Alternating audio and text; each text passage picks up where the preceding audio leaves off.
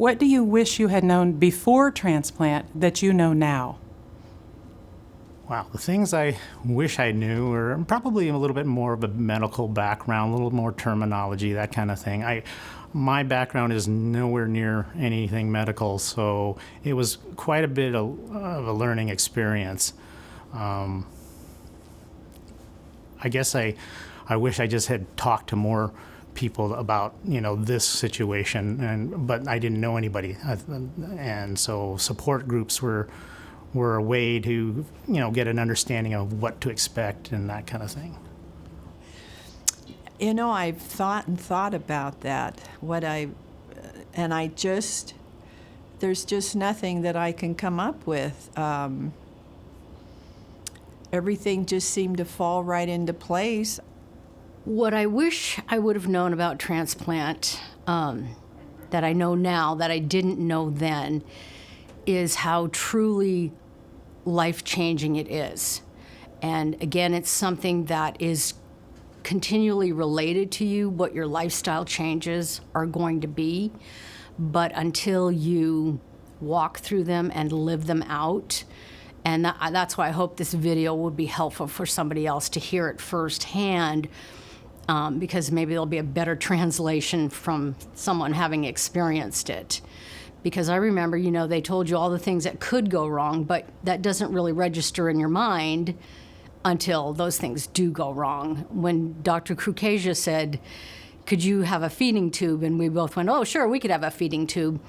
We didn't really know what that would mean to have a feeding tube. So I guess I wish I could have heard from somebody maybe like me before transplant on what their actual personal experience was, as opposed to reading about it on a piece of paper, because at least maybe I would have thought, oh, that really could happen to us. He really could have to have a feeding tube for 3 months. He really could, he really could die. He didn't. The team is phenomenal, but yeah.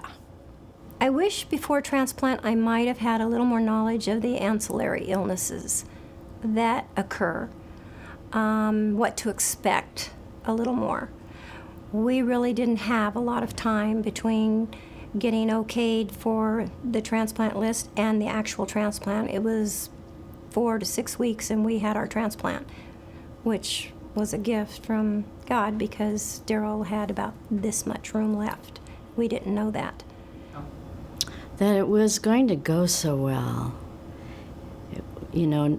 Frightening was the beginning, and realizing she had a great support group, and just not knowing anything and now knowing so much more, that it was, very, very fortunate the way it turned out. I don't think there's anything I wish I had known before transplant that I know now. We learned a lot during the process, and in our support group back in the East Bay, we have shared a lot of information with people pre-transplant that we didn't have pre-transplant.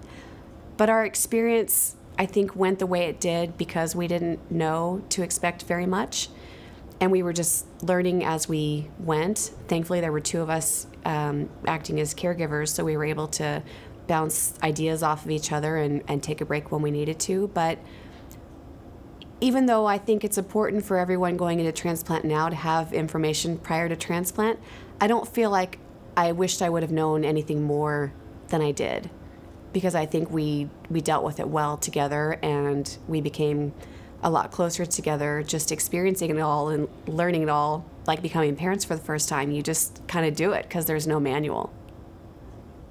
I wish I had known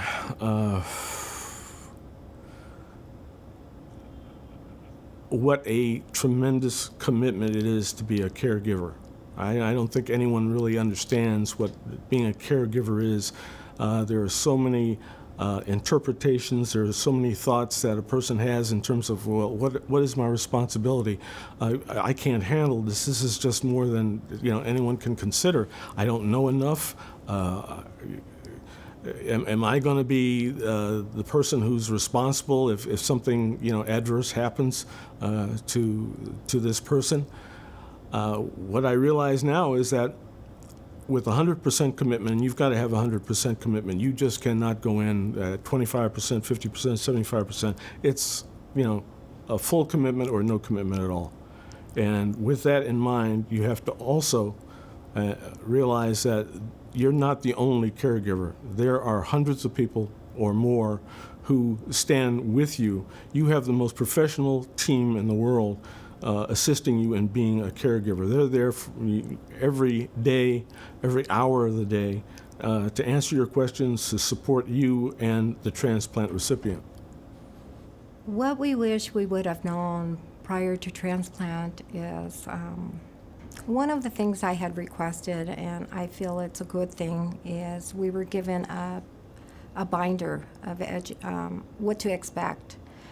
They actually gave the binder, I believe, to Rudy in intensive care, but I feel if I would have had it prior to his surgery, it would have helped immensely. I'm a person that I need to read things to understand, to be better informed.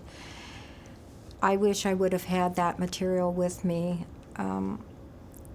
Another thing is, it's been quite eventful, for 1 year.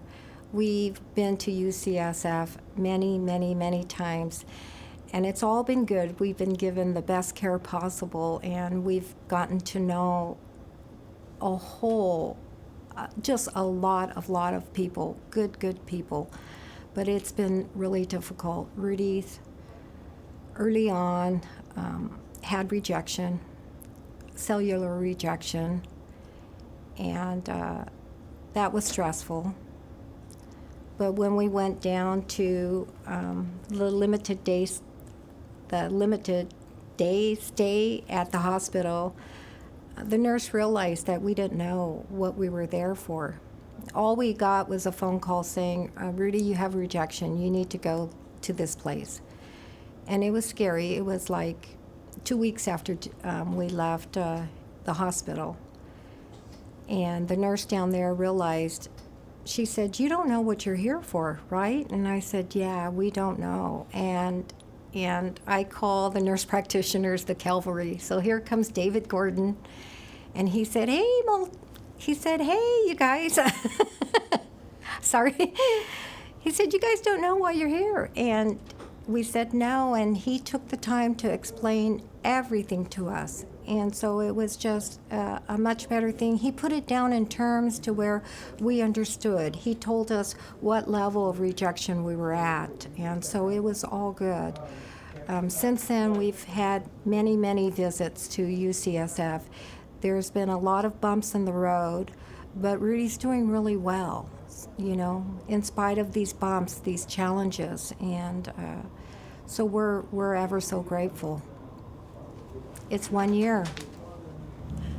Before transplant, I had no idea that food would be an issue. I really thought when he came home, the big issue would be his sutures, not being able to move, helping him out of the chair, all the physical things associated with a transplant. I had no idea that food would be such a problem. I was trying to feed him healthy. I was giving him egg white omelets made with margarine, with spinach, and all the things that later I found out really wasn't good for him. He was losing weight. His potassium was going up because of all the high potassium foods I was giving him.